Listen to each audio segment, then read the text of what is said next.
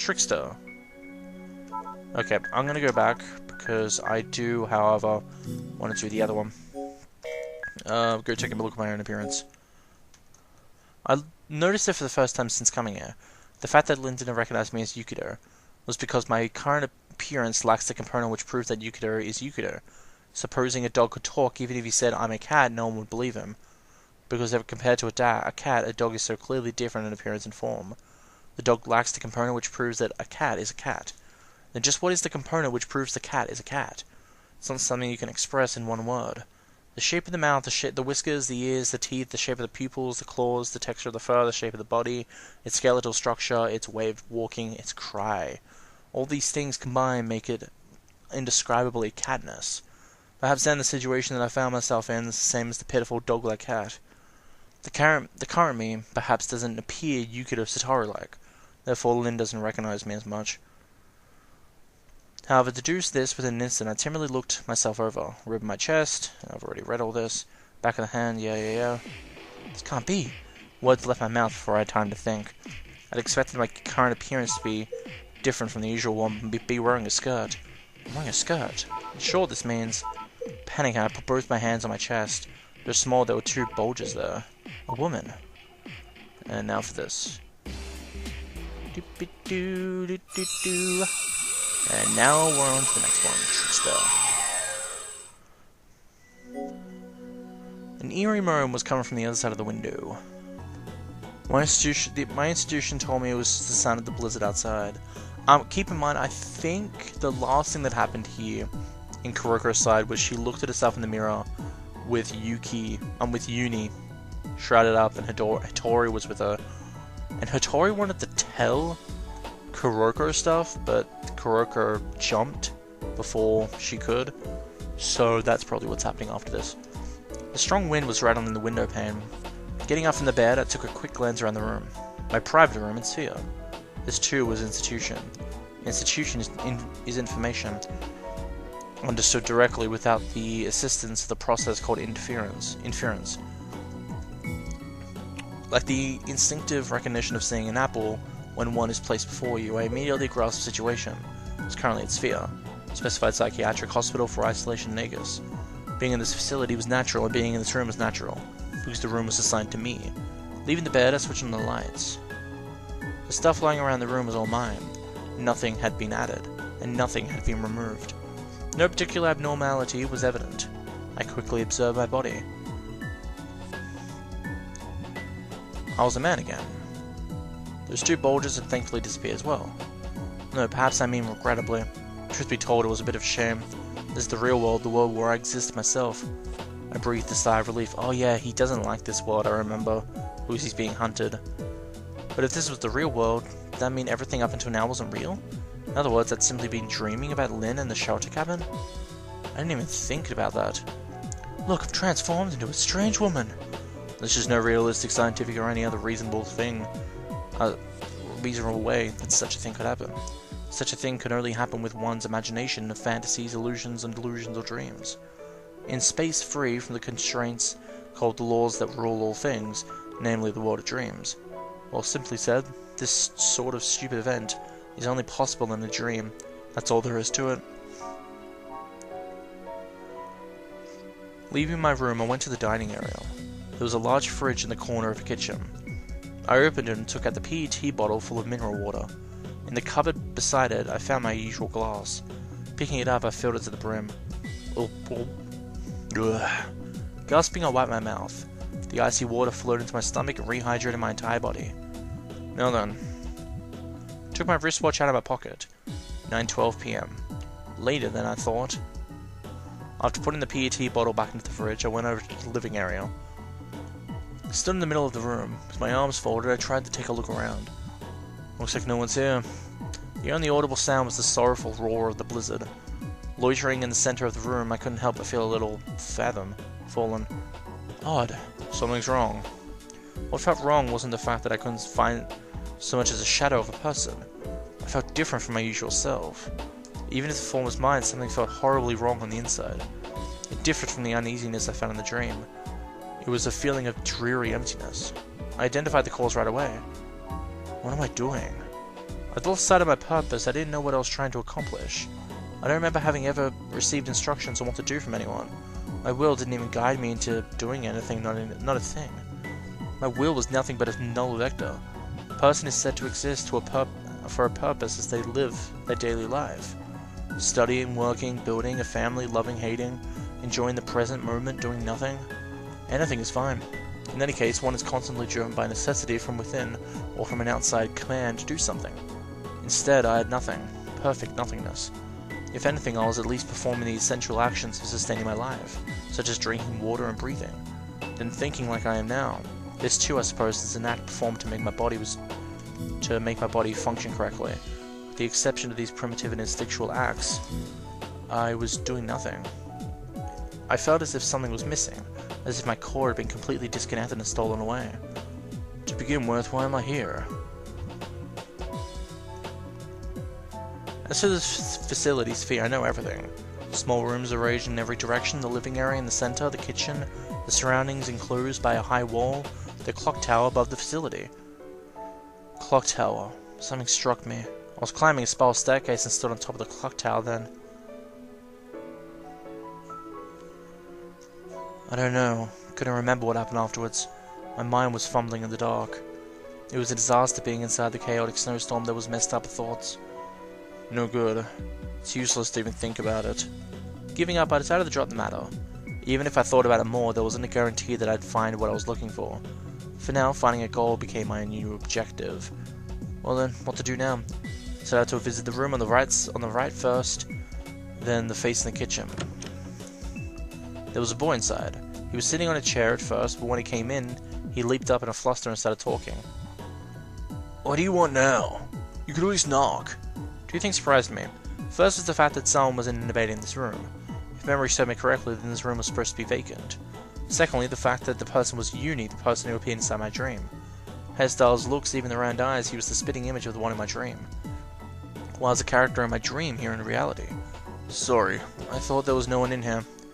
I've said it already, but I really did believe this room was vacant. What made me think that? I had no idea. The countless synapses in my brain were scattering in a flurry of sparks. Hey, I know I'm asking this all of a sudden, but your name is Uni, right? Kasuda Uni? Yeah, and... He frowned perplexed as he replied. Oh, I can see you've just woken up, but are you alright? Wouldn't it be better to lie down for a little longer? Why? You sound like you haven't recovered yet. Recovered? You don't remember? You went nuts out of the blue right there. Nuts? Me? Yeah. After I handed you a mirror like you asked, you started yelling, burst out crying, went wild. And a woman named Carly turned up and injected you with some sedatives. A woman named Carly? So he didn't know Carly to begin with? I really don't remember any of that. What the heck did I do? At my wit's end, I began to pace around the room. There were still lots of things I didn't get, but I'd obtained some information from Uni. Uni just said a woman named Carly. A woman named. This expression shows that the speaker has only recently... Yeah. Satoru is a very smart person. Or possibly holds a tinge of doubt about a particular person as a result of unverified information. Report. One of those two. In this case, since Uni appeared to have directly witnessed the event he spoke of, the later possibility can be rejected. Therefore, the relation between Uni and Sami Carly is clearly not that deep. By the way, for me to arrive at that sort of conclusion, I must already know the person named Sami Carly. Look, just like that, the fact that I stated her surname without much thought shows I have memories concerning her. And I do know her. I can even vividly recall her appearance. Silver hair, brown skin, gentle eyes, voluptuous chest. As usual, I didn't know why I knew that, nor when, where, and how I met her. Gave a heavy sigh. Felt like a marionette with my strings being pulled by someone whose true form I didn't know. Someone rules my memories and perhaps even controls my body. The fact that I'm walking around the room now, is it really because I wanted to? I didn't even know I had the confidence to declare that. The thought of being controlled by someone was by no means pleasant. I began to feel irritated. I'm sorry, did I confuse you? Uni said this, spying on my state, with uneasiness. Saying all that wasn't a good idea, was it? Since Oni-chan is sick. And to think I was the one apologizing for saying alarming things out of the blue. I'm sick, do I look sick? Yeah, you really do. I really do, huh? After inspecting my whole body to confirm my condition. Well, it's not like my neck, waist, and back hurt or anything. Wrong, I'm not talking about your body. You're sick there in the mind. While drawing the palms of my hand to my chest, Uni continued. Carly says that Oni-chan is sick in the mind. That's why he suddenly went mad and everything. You even behaved like you knew me too. I'm mentally ill? I really went to laugh it off, but I couldn't. Part of me couldn't deny this possibility. This mysterious, unexplainable sensation of being controlled by someone. The part of me who'd lost his appearance, my memory loss, the areas of my recollection. Not knowing what I should know, what I shouldn't know. And the strange dream I saw earlier. Considering all that, saying that I'm sick in the head doesn't feel all that far-fetched. Analyzing myself in a calm and objective manner, it's clear that the contents of my head are extremely chaotic. Maybe I have some kind of mental disorder. It might mean nothing coming from me, but don't you think that maybe you shouldn't think about it too much? Since Satoru is still Satoru. So Uni said Satoru. I asked her once. Wait a minute, you know me? Uni raised his brows in bewilderment. Turning around, he walked in front of the desk. He picked something up, a disc-shaped object in case. Uni spoke with a swinging around. It's this. Terabyte disk. Wow. Terabyte disk? Isn't that the latest product in high-capacity storage mediums? Well, I guess technically, yeah. But what's this have to do with it? A complex smile flirted to his face as Uni stuffed the disk in his pocket. Folding his arms, he walked around the room for a while. Keeping my mouth shut, I followed his footsteps intently. Anyway, stopping all of a sudden, Uni began to speak. I decided to trust everything written in there. I didn't get it. I was hoping for an answer to my question, but there was a really far-off answer. So I'm sorry. I'm sorry about what happened earlier. This time it's an apology out of nowhere. As he bowed, he scratched his head in embarrassment. Why are you apologizing? Because when you came before, I treated you pretty coldly, right? So, it was impossible to comprehend. My thinking process was a deadlock. All that moved were my eyelids. Oh, that's right. Satoru doesn't have memories of the times he became Cocoro, right? Yukidoh, Satoru, Fuyukawa, Cocoro are different personalities. Fuyukawa, Cocoro. How many times did that happen this? Now, again, the name sounded familiar too. Fuyukawa Cocoro, female, 20 years old. Third-year student of Kyomaken Women's University, majoring in criminal psychology. This time the question, why did I know the woman named Fuyukawa Cocoro, didn't come to mind. I was already very close to accepting this baffling memory malfunction as something normal. However, the problems hadn't ended there. What's the meaning behind Yukidoh, Satoru, and Fuyukawa Cocoro are different personalities? Doesn't have memories of the time he became Cocoro. What was Uni trying to say? Why did he suddenly apologize? How does he know me? These mysteries of that terabyte disk, what on earth did they have to do with each other? Uni, I beg you. I let out all frail words. I humbly asked him. I hung my head dejectedly. I have no clue of what's what with so much fragment information. Please explain the situation to me in detail. But just then it occurred at the moment I was about to continue. Gah! A voice suddenly echoed across the building. A sharp, chilly shriek entered my room, my words. Uni and I looked at each other. Then what I heard was the sound of something being thrown. It's a Tori! Eh? Something happened to a Tori! That was the first time I'd heard an unfamiliar name. Tori? There shouldn't be anyone with a name like that in SPHIA, but... What are you standing around like that for? Hurry up! Uni yelled while flying out of the room. Although I still had many questions to answer, I ran after him for the time being. Shadow. Stop! Get away! As we dashed into the living room, a voice could be heard from the room on the right, facing a window. The door flew open, and the one who rushed out was... Inabushi Kaiko. A white blouse and indigo skirt, legs clad in black stockings, straight black hair that fell to the chest, white skin so pale it was almost transparent. There's no mistake, it was Inabushi Kaiko. In my memory, the name Inabushi Kaiko was linked to the figure of this girl. However... Tori, what's happened? What's wrong? Uni ran over to her, calling her name. Not Kaiko, but Hitori? Why? Tori, wait, Hitori! But Uni's voice wasn't reaching her. She ran in a zigzag across the room, shaking her head violently, all the while and sending her long black hair into disarray. I just stood there, completely dumbfounded. And just then... Yukidoh-san, catch her! Sami suddenly appeared. She'd come flying out of the same room right after the girl called Hitori. The two of them had probably been in a scuffle. Sumi Carly, the person Uni mentioned earlier. I know her and she seems to know me too. Hey, you listening? Quick, go catch her! Yukidoh-kun! Yukidoh-kun! Blood-curdling shriek blocked all my thoughts. No matter how much I tried to think, I made no progress at all. The more I worried, the deeper I lost myself in the labyrinth of memories. So at that moment, I gave up on thinking completely. What I should be doing right now is following Itsami's directions. My actions after reaching the decision were quick. Leaving into the dining area, I started looking for the girl. Not here? Where'd you go? As I looked, I heard someone run down the stairs behind me. The storeroom! I nimbly kicked off the floor, and made for the basement storeroom. It was pitch black down there. A heavy rumbling sound echoed in the darkness. It was a low mechanical sound that jolted my body to the very core. I didn't know what it really was, but now wasn't the time to worry about that. Where is she? Fumbling along the wall in the darkness, I finally hit the light switch. White light poured down from the ceiling, as I looked around searching for her. Satoru! This way, this way! A small whisper from behind me reached my ears. I turned around. Uni beckoned me, leading halfway out from between the shelves. I rushed over to him. Look, over there! Uni was pointing behind a pile of cardboard boxes. 2 legs ending in a pair of black loafers were partially visible. Uni was nervous, not knowing what to do. Clasping his hands in front of the chest, he awaited further instructions. I placed a hand on his shoulder and signaled, "Wait here," in silence. Uni nodded. Leaving him there, I approached the cardboard boxes from the side, moving with great discretion and caution, slowly. However, in the next instant, no! Together with her scream, the pile of cardboard boxes came, tumbling down right before my eyes. Quickly dodged them and rolled across the room. I stood up immediately, my eyes fixed in the back of the fleeing girl. Wait, hold up!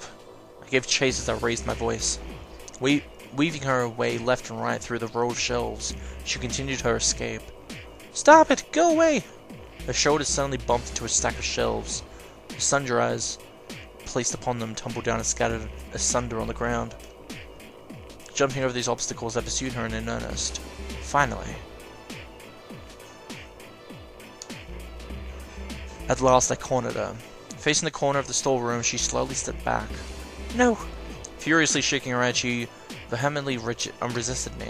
She was clearly frightened, like she'd lost her head from some overwhelming terror.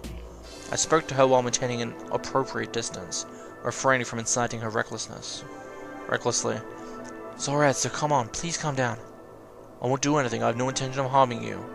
No, I don't want to go, I don't want to go, I don't want to go! Don't want to go where? I could understand her, but I obviously couldn't say so. Don't worry, I won't take you anywhere. Was told that Itsami-san to catch you. Yeah. Was told by Itsumi-san to catch you. Then, you're her accomplice too. No, it's not like that. As soon as I said that, Satoru! Uni's voice came behind me. I turned around instinctively. She didn't miss. She just slipped past me from the side and made to run away again. But I wouldn't let her. I promptly caught her by the arm. Like that, I embraced her firmly, pinning her to the spot. No, stop! Let me go! Let me go! Listen, let me go! Listen to me. Get a grip. Tell me what's wrong. No! There was no way I could hold a proper conversation with her now. Ceasing my questions, I held on to her as tightly as I could without hurting her. But she didn't give up on resisting. She continued struggling and flaying in my arms. From over her head, I could see someone approaching. It was Itsami. She walked towards us slowly, but her heavy footsteps resonating against the floor.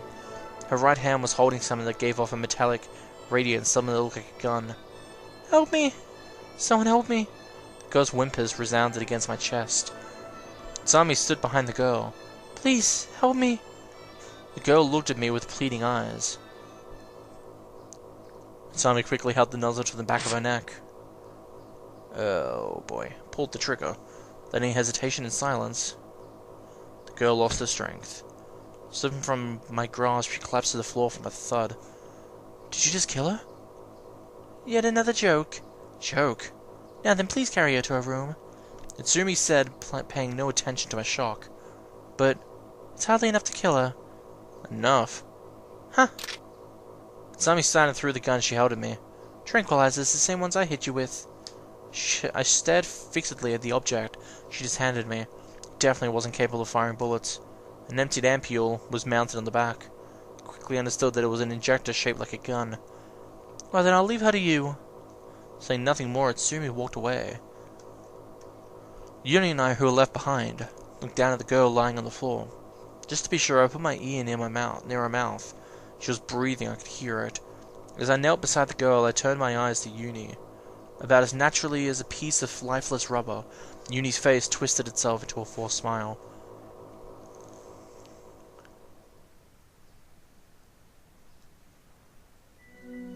Okay. Well, I'm gonna go back and make that other choice. I just came to help. After I'd said that, her expression showed a visible change. You came to help? Deep inside her questioning eyes, a faint light came forth. That's right, I'm not your enemy. I'm your ally. I want to protect you. So, please help me. All of a sudden, she threw herself against my chest, raising her voice in sorrow. I lost my bearings at this unexpected development. However, as it is, I had no reason to push her away. I held her still in my arms. I'm scared.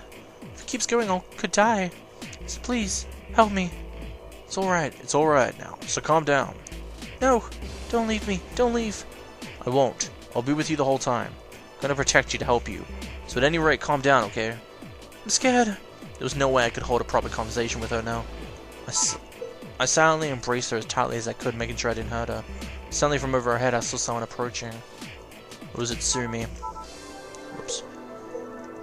She walked towards us slowly with her heavy footsteps resonating against the floor.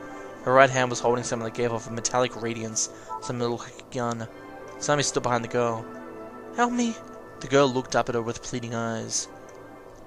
Yeah, then held it to the back of her neck, and boom. Pulled the trigger. There we go. Itsumi and I were in the dining hall. We were sitting at the table, facing each other. Yuni was there as well, sitting beside Itsumi, placed in front of her, whilst were cups filled to the brim with warm beverages. Itsumi and I were having coffee, and Yuni was having milk tea. Earlier, you mean about Unibushi Kaiko? As soon as I asked, Itsumi shook her head and laughed. I couldn't resist that as a laughing matter. Unibushi Kaiko was now asleep. Yuni and I carried her back to our room. The three of us gathered her soon after. Hey, can I ask you something? Yuni entered. Why does Satoru call that girl Unibushi Kaiko? Isn't her name Suzukage Hattori? I was puzzled over how to answer. As I searched for the right words, Itsumi spoke. That name, Yuni-kun, where did you hear it? From her. She told me herself. Is that so? Well, you see, Yuni-kun, she suffers from an illness called dissociative identity disorder. Within her exists another different self named Suzukage Hattori, and her real name, the one in the family register, is Unibushi Kaiko. I see, so that's how it is. There was no longer any doubt as to why the girl had two different names. Come to think of it, I should have been aware of it from the start. After all, that was the main reason that why she was confined in SPHIA. After Itsumi's explanation, that which was somewhat obvious had become solid fact. Well, perhaps it's difficult for you to understand. In any case, she's mentally ill. The same as Yukidoh-kun here. Confoundment. Couldn't help but nod. My heart felt like it was going to be eaten away. But here and now was the first time I'd heard the specific name for dissociative identity disorder. I turned to Itsumi again to confirm what I just heard. I've developed a split personality? Yes. She replied to my question with that word. How can you tell? Because you call yourself Fuyukawa Cocoro. I had no recollection of that, but since Yuni confirmed the two, it had to be true. Some time ago, I'd introduced myself as Fuyukawa Cocoro. But then why did Satoru call himself Cocoro? The answer to that question was as follows. Because it was the most convenient for him. In an attempt to stabilize his mind, he judged that taking on the post of Fuyukawa Cocoro was the most convenient measure. Itsumi answered Yuni. Shutting my mouth, I listened to her story. It felt like they were talking about somebody else's problem. Even when they mentioned Yukidoh-kun, him, and so forth, it felt like it had nothing to do with me. Listen, Yukidoh-kun. Itsumi turned to me and spoke. I'll ask you some questions now. Answer honestly, okay? First of all, do any of these names sound familiar? Meizumi Lin and Yomogi Seiji. They... Seriously? I mean, obviously this sounds familiar. I'm gonna see what this one does. No, I don't know. I've never heard of them. I lied. I didn't think I was gonna get away with it. It's a lie, isn't it? It shows on your face. Now tell me the truth. You do know something about them, don't you? Maybe I do. Lin and I used to date, and as for Yomogi, he was Itsumi's Shuddered involuntarily the moment I thought that. I could have forgotten something so important up until now. Yoroki Seiji and Itsumi Kali were married. After the approval of the dual sword name system with the law revision in 2008, Kali had changed her surname back to Itsumi, her maiden name. In other words, the man who'd appeared in my dream was none other than Itsumi's husband. However, why did Itsumi decide to ask about it now? And why Meizumi Lin too? The fact that Itsumi knew about Yoroki Seiji was of no surprise to me. But how did she know about Lin? Why won't you answer me? Well, never mind. Next question. You remember the incident which occurred last year on Mount Akura? There's so many questions. No, what are you talking about? I lied again. For some reason I didn't want to know the truth. Don't play dumb. There's no way you couldn't have heard about it. At this point, Uni abruptly forced his way into the conversation. Hey, what are you two talking about? Sumi tilted her head in confusion. She gazed back at Uni with a broader look. How strange. Oh, what's strange? No, nothing. It's nothing. Don't worry about it. Even though you tell me not to, I still can't help it. It's fine, just stay quiet. It's fine, just stay quiet for a few minutes. Talking with Oni-chan now. But... Please, if you have something to say, I'll hear you out. Later, okay? Uni pounced sulkily and shut his mouth. He took a sip of his milk tea instead.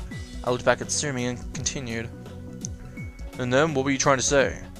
Haven't you figured it out yet? You put it like that, I guess. LAT.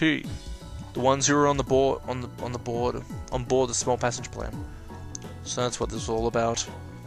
Yoroki Seiji, Fuyukawa, Cocoro, and Meizumi Lin on the 17th of January last year. 3 of them were caught in an avalanche. So you do remember it after all. Itsumi's triumphant expression marked the destruction of my poor attempt at lying. Feeling awkward, I averted my gaze. Sumi continued. Yes, that's right. That's why I know about Fuyukawa-san and Meizumi-san. And of course about Uni-kun too. Huh? What? Uni inclined his head, openly expressing his curiosity at the mention of his name. Yet he was obediently staying quiet. Did Itsumi's warning work? They couldn't stay quiet. And as soon as the thought crossed my mind, the words came out automatically. Yeah, that's right. Why is Uni here anyway? He was the only survivor of the crash. Since then, 1 year had passed, yet I still had no idea as to why or how he showed up in SPHIA. Well, you know. Uni tried to answer, but Sumi stopped him. Wait, don't make this any more complicated than it already is. I'll try to explain everything from the beginning. From the beginning? About me too? Yes, when I say everything, I mean everything. Everything that I know, at least. But only one condition. Condition? I can't have this talk with both of you at the same time. So, would you come to my room one at a time, please? Why? Because, unless you accept this condition, I won't tell you anything. We don't have much of a choice, but if you put it like that, Uni and I nodded quietly. Then, first up is Yukidoh-kun. With that proclamation, Tsumi stood up from her seat. She headed towards her room. Uni and I were still trying to regain our composure after this unexpected twist. Yukidoh-kun, didn't you want to hear her? As urged, I hastily followed Tsumi. Just before I entered the room, I threw a glance over my shoulder. Uni sitting shyly on a chair in the dining area. At a loss as to what to do, he was staring back at me, bewildered. What? 2 different stories she's probably going to tell him, right?